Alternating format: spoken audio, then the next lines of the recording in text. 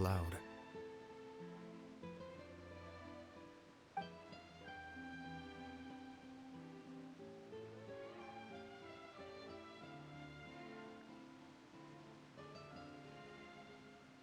Whoa. So that's what happened? Focalor destroyed the divine throne of the Hydro Archon and restored your power to you, transforming you into a fully fledged elemental dragon sovereign! But Paimon still doesn't quite get what you did to save the Fontanians from dissolving. For me, the authority of the ancient dragons refers to absolute control over the hydro element. Fontanians were incomplete humans born of Egeria's use of the power of the primordial sea, with constitutions similar to that of mimics. But so long as those primordial energies remain within them, I could use the ancient dragon's authority to grant them true blood, after the fashion in which life was first brought into being on this planet. In other words, when I gave my verdict, Fontanians became true humans, and thus would naturally no longer be dissolved by water from the primordial sea. Focalor must have counted on you to make that decision as well. Your verdict was the key to making the prophecy appear to have come true while saving everyone. Yeah, and in a manner of speaking, Focalor finally managed to fulfill the original Hydro Archon's wish to turn Oceanids into real people too! It seems from your expressions that you still have more things you wish to ask. Ask away. I will tell you the truth as I know it. I have investigated his case along many avenues, and I have learned that he once fell into an unknown chasm when he was young. There, by chance, he awakened the all-devouring narwhal. But whether it be by sentiment or reason, that should not have been enough to consider him the root cause of the disaster. At most, he would have had tangential liability. As for the judgment passed by the Oratrice during the trial, whether it was due to that liability by association or Focalor deliberately using him to buy time for us on the assumption that he would be able to hold the creature off, I cannot say. Guess Focalor had Fontanians in mind the whole time. In the end, it was thanks to her that they finally became real humans. Hang on a second. Paimon suddenly got another question. Back when Fontanians hadn't yet become real humans, were the children they had also transformed Oceanids? Life has always flowed like water. Do you recall how Fontanians would often come to the Fountain of Lucine to pray for children? Yeah, Lynette said the fountain is where all the waters in Fontaine converge. In truth, even those couples did not know that such prayers were no mere custom, but instead a form of ritual. Those Oceanids who were blessed within the spring water would later descend as new humans in the coming months. Paimon sorta gets it now. Either way, seems like this ritual won't be of any further use, but it'll probably live on as a local custom. Ask away. I will tell you the truth as I know it. Yeah, about that. Risley said Farina has already left. What's that all about? Ah, Lady Farina. The people are only aware that her death sentence has not been carried out. She abdicated the post of Hydro Archon and left affairs related to that title to me, before leaving the Opera House. I related Focalor's words to her faithfully and completely. After hearing them, she seemed neither saddened nor comforted. She simply said that she was tired and needed to rest. Having said that, she then packed her things and moved out of the Opera House, not unlike how an ordinary person might. But she's still got a place to stay, right? You need not worry. I will make arrangements to ensure that she will not want for food, clothing, board, or travel. In truth, I am somewhat happy for her. The wear and tear on her spirit will, of course, take time to heal. But now that she no longer has to play the role of Focalor the Hydro Archon, she can finally lay down her burdens and lead a normal life. What about you then? What are your plans now that you've regained your full powers as the Hydro Dragon? After Focalor passed on, the Oratrice also ceased to function. This matter will directly affect our trials. After much careful consideration, I've decided to take over its role in our courts. From now on, I shall hear cases and pass verdicts by myself. Looks Looks like you're still considering stuff from the perspective of the Udex, huh? As an elemental dragon, there are indeed many things that I must do. But this power and this duty, in a manner of speaking, you could say that both were granted to me. As such, before I attend to my other responsibilities, I must first and foremost continue to serve Fontaine as its highest judge. The duty of the Hydro Sovereign and the duty of the Udex shall coexist within my person. Additionally, the Hydro Archon's departure has brought about another problem, which is that the Opera House shall no longer produce indemnitium. That's true. That power was derived from the people's faith in the Hydro Archon, wasn't it? Wait, but the various mechs and machines in the city are all still okay. Where are they getting their energy from? As I am now, I have full command over New Musia, and it can serve as a complete substitute. Another reason why I cannot quite leave Fontaine immediately. Wow. This ancient dragon's authority stuff is really quite useful, huh? Ask away. I will tell you the truth as I know it. Oh, that's right! They say you've given it to the knave as a diplomatic gift or something! Leaving aside their intentionality, the two Fatui Harbingers have indeed done much for us during this crisis. Their sole remaining goal in Fontaine, at least at this point, would seem to be the Gnosis. The Oratrice has ceased to function. The Hydro Archon's divine throne is now no more, and I do not need the Gnosis's power. As such, it has lost all meaning for Fontaine.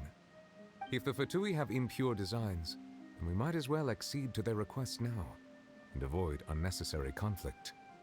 What complicated considerations! Paimon thought you were just giving it to them out of gratitude to the knave and as an apology to Child. Ask away. I will tell you the truth as I know it. You will soon be heading to Natlan, I presume? I'm afraid that I have little talent as a travel guide, so all I can do is tell you what I know about that land. As far as I'm aware, Natlan can be said to be a nation of dragons. A nation of dragons? You mean like you?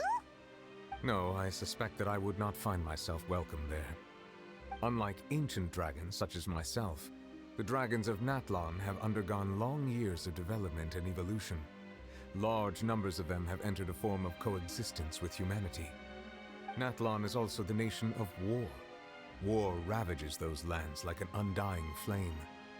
There is one other piece of information I got incidentally from my negotiations with the knave that I believe may be useful to you.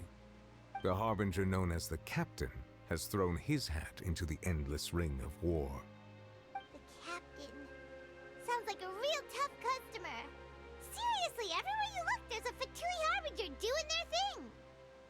I suggest that you fully prepare yourself before going to Natlan. In the meantime, Fontaine's doors will always be open to you. Ask away. I will tell you the truth as I know it. Hang on a sec. Paimon's still got a question about the Gnosis. When we spoke to Linny earlier, he mentioned that your attitude towards giving away the Gnosis had clearly changed. We guessed that there might be some reason for it that only you were aware of. No wonder the House of the Hearth is the Fatui's intelligence division. They are certainly sharp. So regarding this specific issue, I was just getting ready to share something with you. What is it? In truth, I exchanged some further words with that lady named Skirk after sending you two back to the surface. It went something like this.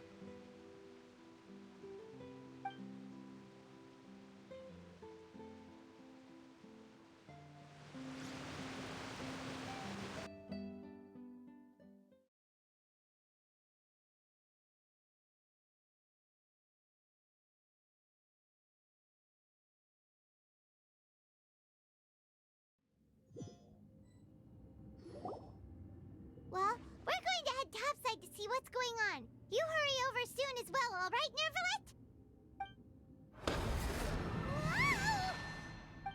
What next? The all-devouring narwhal isn't here, so I'm no longer getting any interference. I can finally catch the scent of your power, what it's made of. It is the authority of the planet's primordial dragons, but with something very similar to a god's curse mixed in. It's quite a novel blend. I'm sure I've encountered something like this before. What was it again? I do not know what you speak of. Ah, of course. How could I forget? You should have the remains of the third Descender on your person, yes? Remains? I've never heard of any such thing. Huh. According to your parlance, I believe it may be called a gnosis. Well, that much is true. After Focalor's divinity faded, she handed her gnosis to me. But I fear I have never heard of it described in the manner that you just did. I've been training with my master, the Foul, ever since I was young, and I have never returned to the surface since. So most of the information I possess, I got from him. It is only natural for those who are greater than humanity to possess a different sort of common sense, which is why there are so many problems in our attempts to communicate with humans. Regardless, you should probably get rid of objects of misfortune to prevent any disasters from befalling you. To live in itself is a blessing, but once a person dies, the bonds he once had with this world shall all turn to curses. What do you mean by that? No need to fret. These are just my personal thoughts, and my reason for no longer wishing to return to the surface. This third Descender you refer to, who are they? And when did they die? Master never mentioned them to me. Perhaps it just wasn't that important for me to know. If you're interested, though, I could ask him. I'll be sure to pass the answer on to you next time. Next time? You believe we will meet again? I do. Wait. I have a disciple of my own, don't I? He can be the messenger then.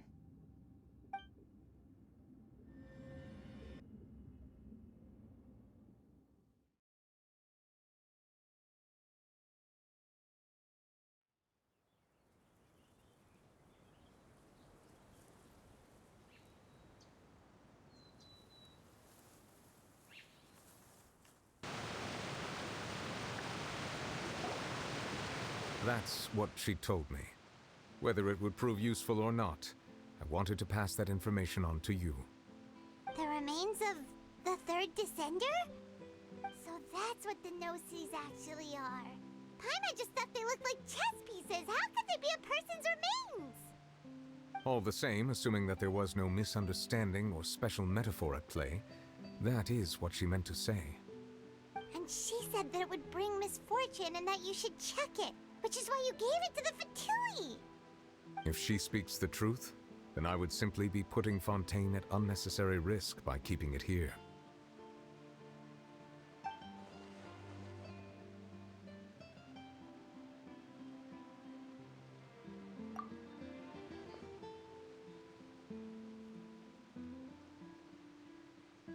I had guessed that you might already be familiar with this concept, but I did not expect you to be one of them.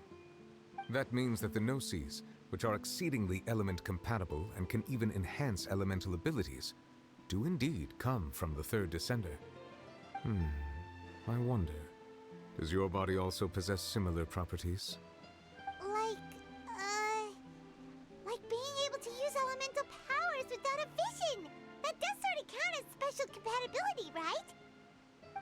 No, let's not think about this stuff right now. It just feels creepy. Comparing the Traveler to the dead third Descender and all. That's what you say, but this topic still feels like bad luck.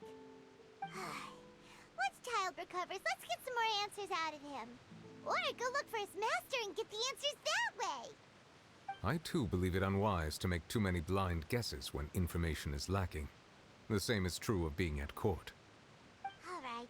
Whatever the case, it seems like the crisis here in Fontaine's over for now. Yes. All of Focalor's efforts were for this moment as well.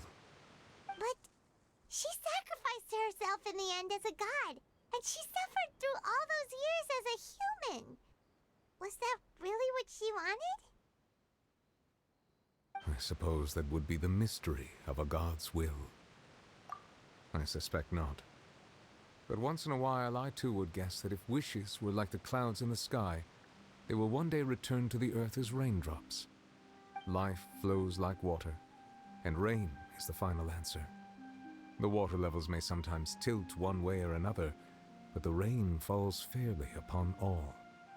And what ultimately is the difference between the rains that fall upon all of us?